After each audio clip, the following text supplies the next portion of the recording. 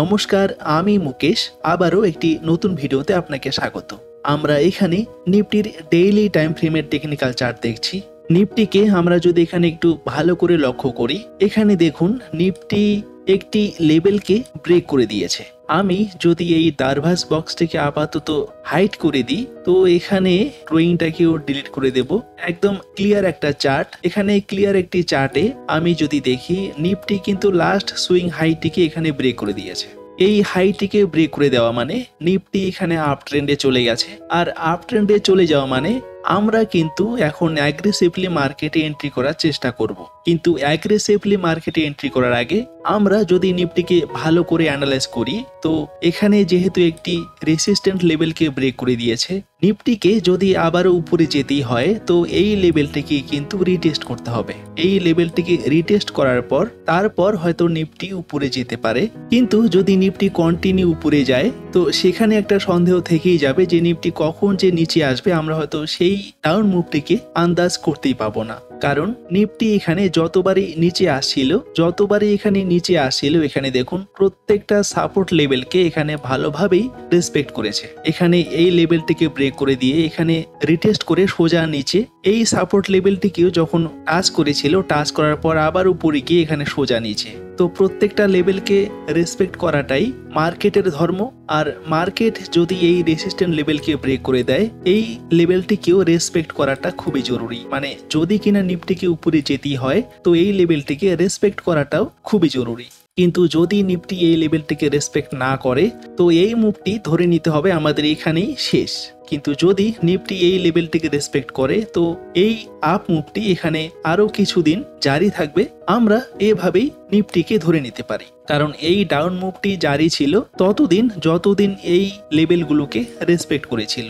এই ডাউন মুভটি জারি ছিল ততদিন যতদিন এই লেভেলগুলোকে রেসপেক্ট করেছিল। তো আমরা দেখব নিফটি সামনের এক দুটো ক্যান্ডেল এখানে এই লেভেলটিকে রিটেস্ট করে কিনা। যদি রিটেস্ট করে যায়, তো আমরা আবারও তৈরি থাকতে পারি, নিফটি আরো হয়তো কিছুটা আপ মুভ দেবে। ঠিক একইভাবে যদি আমরা এখানে ব্যাংক নিফটির টেকনিক্যাল চার্ট দেখি, ব্যাংক নিফটিও এখানে প্রত্যেকটা লেভেলকেই রেসপেক্ট করেছিল। কিরকম, এখানে দেখুন এই লেভেলটিকে যখন ব্যাংক নিফটি টাচ করেছিল, তারপর এখানে কিন্তু আবার নিচে এসে এটাকে ব্রেক করে দিয়েছে। আর ব্যাংক নিফটির কাছাকাছি চলে এসছে, এখানে লাস্ট যে হাই আছে এই হাইয়ের কাছাকাছি চলে এসছে।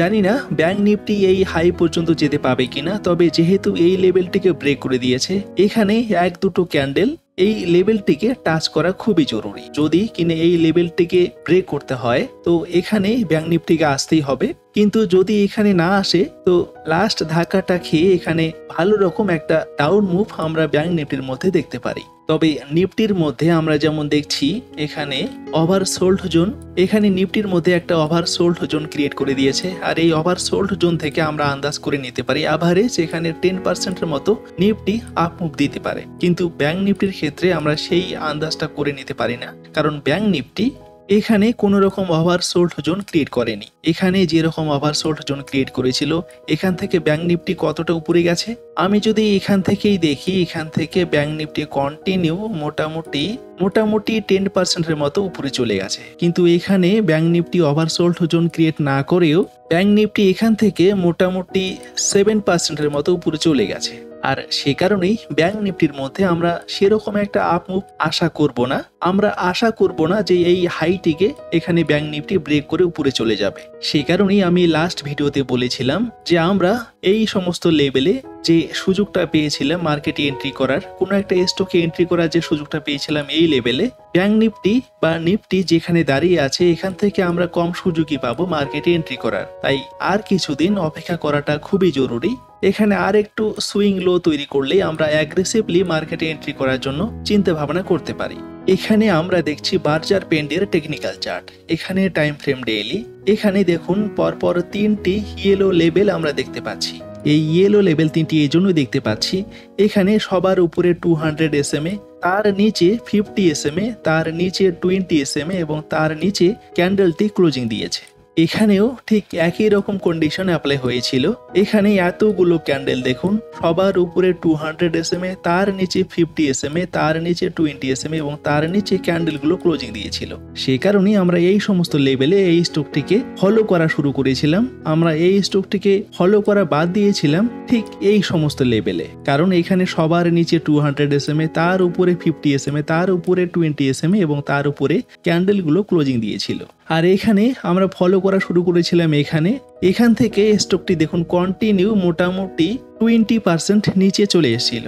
যখনই স্টকটি এখানে 10% নিচে আসছিল, মোটামুটি 10% নিচে আসলেই আমরা কিন্তু এখানে অ্যাভারেজ করেছিলাম। ফার্স্ট এন্ট্রি করেছিলাম আমরা এখানে, সেকেন্ড এন্ট্রি এখানে, তো আমাদের অ্যাভারেজ প্রাইস এই সমস্ত জায়গায় চলে এসেছিল। তো এখান থেকে আমরা কত পার্সেন্ট প্রফিট জেনারেট করেছিলাম, এখানে যদি আমি ধরি, এখানেই ধরলাম মোটামুটি 17% প্রফিট জেনারেট করেছিলাম এখানে 4 মান্থ 5 উইকে। আর ঠিক একই রকম কন্ডিশন এখানেও অ্যাপ্লাই হয়েছে।